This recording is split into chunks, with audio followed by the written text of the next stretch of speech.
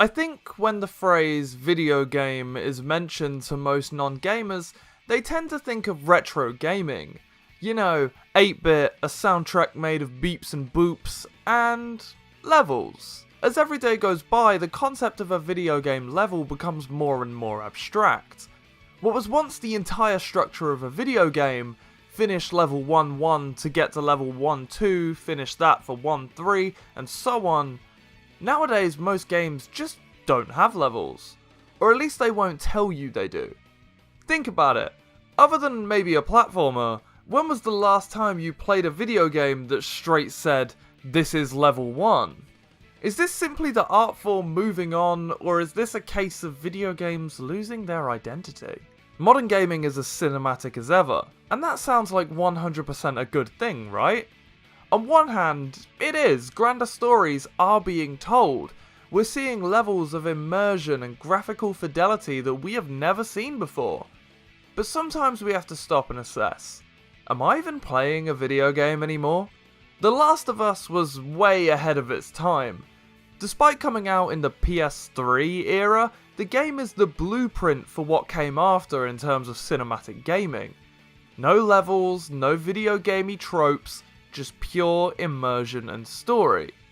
Which is interesting because, as a video game, The Last of Us kinda sucks. Like, don't get me wrong, this game has a phenomenal story and amazing characters, but in terms of what makes a video game, the gameplay? It's not that great. I don't know a single person who loves the gameplay of The Last of Us. To most people, it's just Resident Evil, but way worse. But everything else about it is good. I mean, that's why The Last of Us TV show is so good, whilst every other gaming adaptation has either had to change its source material to be good, or is just straight up bad. I'm a massive Sonic fan, and I love the Sonic movies. They make me happy, and they're comforting films. But to say that they're faithful to the games is just wrong. Sonic does not live on Earth, he doesn't have a human dad, and Eggman is not gay. Anyway, levels. The Last of Us has no structure whatsoever. It's a cinematic video game, and it's free-flowing. Think God of War 2018 as well. No levels, just one long story. And if you think about it, a lot of these games can work pretty well in other mediums because they don't have much in common with the general consensus of a video game. Most of these are designed to be stories first and foremost, which is why they would translate so well. Then you get to the halfway point. Games that aren't afraid to be games but use chapters to keep that structure. Think Resident Evil 4, the original, or the remake, or the Final Fantasy VII remake. Games that by all means are telling a story, but are split up in that structure. These splits do break immersion. It breaks immersion to say you are entering chapter 4, but they make the game more approachable. The player can say, I'm going to play one chapter today. And later on you can replay chapters, making parts of the game more replayable, as well as telling a story the first way through. Then we have levels. Classic video game levels. Lost to the passage of time. You'll find it's mainly limited to throwback platformers now. Think Shovel Knight or Sonic Mania. Even more modern platformers like Super Mario Odyssey, yeah, they have levels in some sense, but they also kinda don't.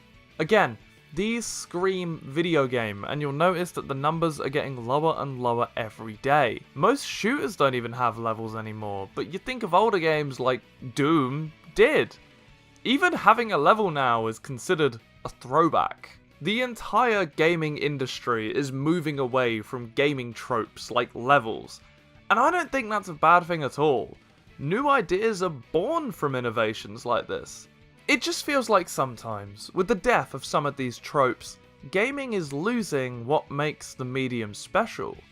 Some games are just longer, playable movies now. Some I like more than others. Legendary gaming composer Nobuo Uematsu said that gaming soundtracks cannot develop further by copying movies, and should focus on what only a video game soundtrack can do. This is the guy that made all the Final Fantasy soundtracks. I think he knows what he's talking about. And I personally feel that the same approach should be taken when designing and developing games. Pretty much all of my big favourite games would be terrible adaptations because they were made for video games. They expand on what makes them special.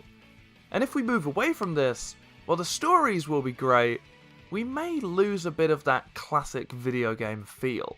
It won't feel like you're playing something anymore. It'll feel more like you're experiencing it. And I feel with that, some of the fun dies. Despite the current trends in the gaming space not being to my specific personal taste, I don't think the future is bleak.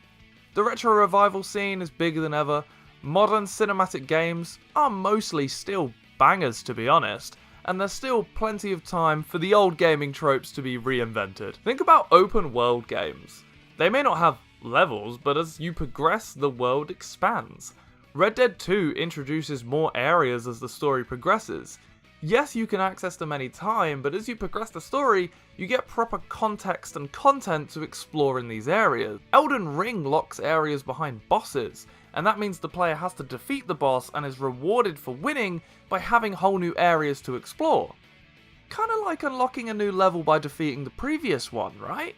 It's an interesting point. Tropes dying and new ones being born, or maybe they're just being reborn in a different sense. I'm not worried about it at all. I think gaming tropes can reinvent themselves perfectly just fine. What I am worried about though is what I mentioned earlier. Games are becoming films. Maybe I'll do a whole video on this one day because it is something that seems to be the downfall of both fun playing a game and occasionally storytelling. But what do you think? Comment down below and leave a like if you enjoyed the video. Subscribe for more. I try to get these out as much as I possibly can, and with all that out the way, I think it's only right that I will see you in the next one.